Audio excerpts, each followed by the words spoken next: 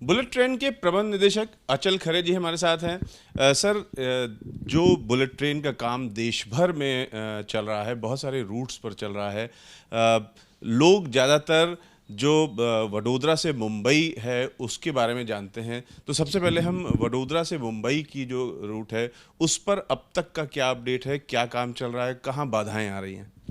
कि अभी तक बुलेट ट्रेन का एक ही प्रोजेक्ट स्वीकृत है और वो है मुंबई अहमदाबाद।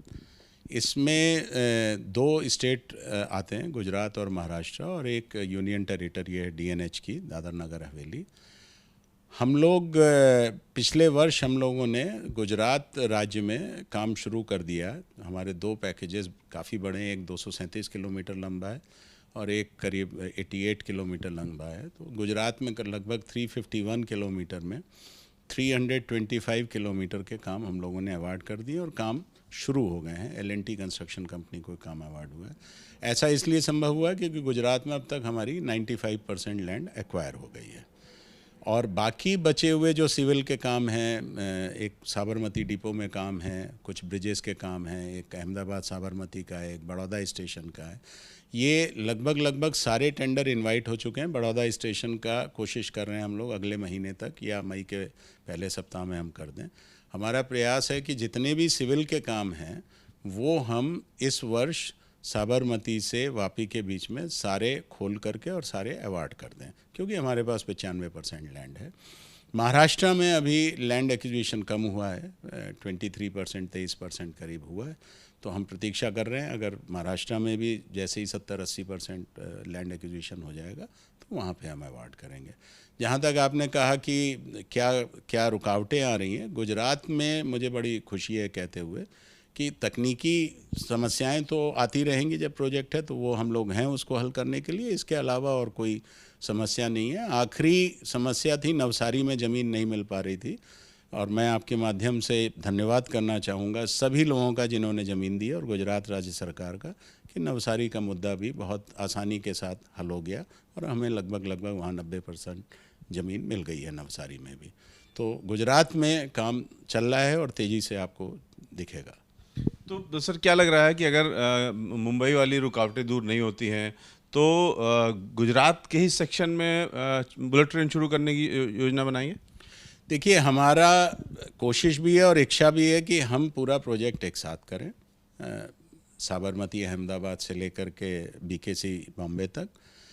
और अगर हमें अगले कुछ महीनों में 5-6 महीनों में ज़मीन मिल जाती है, महाराष्ट्र के भी 70-80%, तो हमारा प्रयास यही होगा कि हम पूरा प्रोजेक्ट एक साथ करें।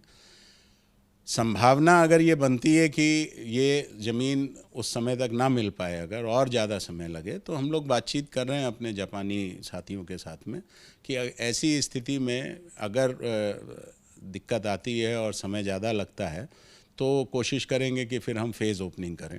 लेकिन अभी देखिए, फेज़ ओपनिंग होगी तो फिर गुजरात की होगी, वो करीब 350-351 किलोमीटर साबरमती से लेके वापी तक। पर अभी हमारा इसमें विचार विमर्श चल रहा है, जैसी कुछ आगे डेवलपमेंट होगा तो बताएंगे आप। यानी ये भी अगर फेज ओपनिंग भी होगी तो इतना बड़ा किलोमीटर से 350 वो वर्थ मानी जाएगी। जी जी जी जी, बिल्कुल। साबरमती से लेकर के वापी तक अगर होती है तो ये फेज़ बनेगा पूरे गुजरात का। तो दूसरी ओर बनारस चलने की बात थी। वो एक बहुत ही इम्पोर्टेंट रूट है, प्रधानमंत्री जी से जुड़ा हुआ है। उधर योगी जी काफ़ी एक्टिव हैं। तो इस रूट पर क्या स्थिति है और टारगेट क्या है?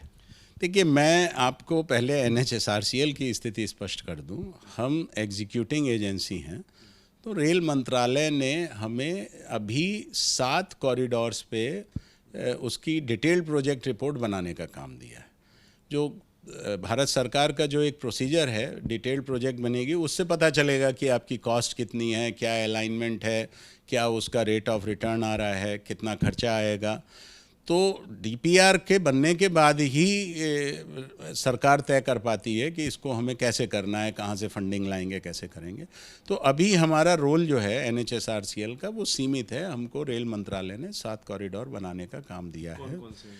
ये दिल्ली बनारस, दिल्ली अहमदाबाद, आपको दिल्ली अमृतसर, प्लस चेन्नई बेंगलोर मैसूर, बॉम्बे नासिक और बॉम्बे हैदराबाद और बनारस से कलकत्ता।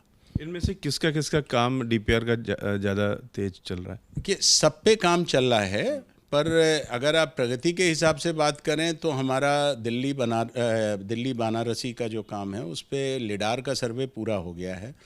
मुंबई नासिक में अभी लिडार का सर्वे चल रहा है, दिल्ली अहमदाबाद में कुछ दिनों बाद शुरू होने वाला है। तो सब आगे पीछे लगे हुए हैं और 2-2, 3-3 महीने के अंतराल पे हम सबकी रिपोर्ट दे देंगे। कुछ गेस किया जा सकता है कि बनारस तक का जो होगा, अगर मिलता है ये आपको ये जिम्मा, तो कितने साल में ये कंप्लीट कर सकते हैं? बनारस लगभग 800 किलोमीटर लंबा होगा और अगर उसमें अयोध्या का इस पर जोड़ लें तो और करीब 130 किलोमीटर हो जाएगा। पर अब चूंकि हम लोगों को अनुभव भी हो रहा है मुंबई अहमदाबाद करने का, तो हमारा अपना ये अनुमान है कि सबसे पहली चीज़ तो आती है ज़मीन का अधिग्रहण। तो ज़मीन का अधिग्रहण अगर हमें दिल्ली बनारस में 1 साल में या 6 महीने से 1 साल में हो जाता है तो लगभग कंस्ट्रक्शन पीरियड 6 से 7 साल लगेगा। 6 से 7 साल जी। और जो मुंबई का अगर बाधा दूर हो गई है तो उसमें कितना साल लगेगा?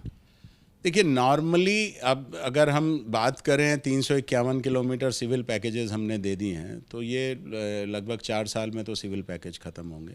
हमारा प्रयास है कि इसमें भी हम कुछ एक सेक्शन, जो पहले अर्ली सेक्शन की बात होती थी, उसको जल्दी पूरा करके, और उसमें क्योंकि हाई स्पीड है, पहली बार आ रही है, हाईली टेक्नोलॉजी ड्रिवन है, तो इसमें ट्रायल का पीरियड भी 1-1.5 साल के करीब होगा। उसके बाद ही हम पब्लिक कमीशनिंग के लिए दे पाएंगे। तो कोशिश हमारी ये होगी कि ये ट्रायल रन हम जल्दी, जैसे ही 2024 में कुछ पोर्शन बनता है हमारा सिविल वर्क का, तो ट्रायल की हम कोशिश करेंगे, और उसके बाद डिपेंडिंग अपॉन ट्रायल की क्या प्रोग्रेस आती है, 1-1.5 साल, 1.25-2 साल जो भी लगते हैं, तब फिर हम कमीशनिंग करेंगे इसकी। यानी अगर सब कुछ सही रहा तो मुंबई और बनारस की जो बुलेट ट्रेन है, देश में दोनों बुलेट ट्रेन लगभग एक साथ शुरू हो सकती हैं या आगे पीछे? एक साथ तो नहीं होंगी, मुंबई अहमदाबाद पहले होगी, क्योंकि अभी ये तो बनारस अभी स्वीकृत नहीं है, पर अगर जब भी स्वीकृत होता है तो उसके 6-7 साल कम से कम लगेंगे, तो बनारस भी आ जाएगा जब भी स्वीकृत होता है। जो सर्वे हो रहा है वो कहाँ कहाँ पर और हो रहा है, इस समय शुरू हो चुका है? नहीं, अभी तो जैसे मैंने बताया 7 कॉरिडोर हैं, और 7 कॉरिडोर में क्योंकि एयरक्राफ्ट बॉर्न सर्वे है, आपको जैसे पता होगा लिडार का, तो सीमित संसाधन होते हैं, उसके हिसाब से हो रहा। दिल्ली बनारस ख़त्म हो गया है, मुंबई नासिक भी मेरे ख्याल से 2-3 दिन में हो जाएगा, उसके बाद दिल्ली अहमदाबाद करेंगे। तो ये सब आगे पीछे लगे हुए सर्वे हैं, ये अगले मेरे ख्याल 3-4 महीने में ये सारे लिडार सर्वे जो हैं वो ख़त्म हो जाएंगे। लिडार सर्वे को भी थोड़ा समझा दीजिए सर, किस तरीके से ये बेहतर है? देखिए, लिडार में पहले जो सर्वे होता था उसमें हमें इंस्ट्रूमेंट लेकर के ग्राउंड पे जाना पड़ता था, और ग्राउंड पे जो इंस्ट्रूमेंट की विजिबिलिटी होती थी वो ज़्यादा से ज़्यादा आधे किलोमीटर से 1 किलोमीटर होती थी। तो आपको बार बार इंस्ट्रूमेंट शिफ्ट करना पड़ेगा, सर्वे करना पड़ेगा, उसमें समय लगता है। लिडार में क्या है कि लिडार में आप पूरा इक्विपमेंट, हेलीकॉप्टर या अभी इस बार छोटा प्लेन इन्होंने अरेंज किया है, उसके ऊपर लगाते हैं, और उसमें वो लेज़र से पॉइंट जो है वो मार्क होता है ग्राउंड पे, और उससे फिर हम निकालते हैं कि इसका कोऑर्डिनेट क्या है और इसकी हाइट क्या है।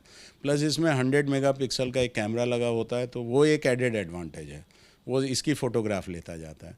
तो ये सारा काम पूरा का पूरा सर्वे में, तो अब जैसे दिल्ली बनारस हुआ तो 6-7 दिन में पूरी फ़्लाइट पूरी हो गई थी, लेकिन इसका प्रिपरेटरी वर्क, इसके बाद में इसका एनालिसिस वर्क जो आपने लिया, सब मिला के 3 से 3.5 महीने में पूरा काम ख़त्म हो जाता है।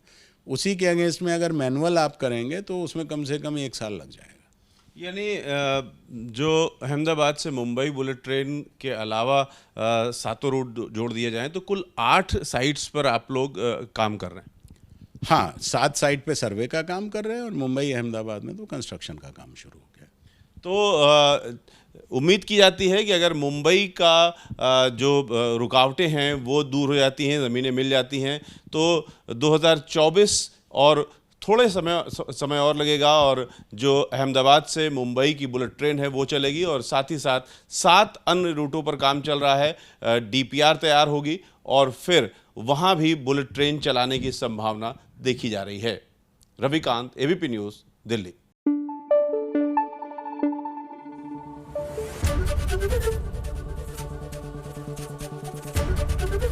एबीपी न्यूज आपको रखे आगे।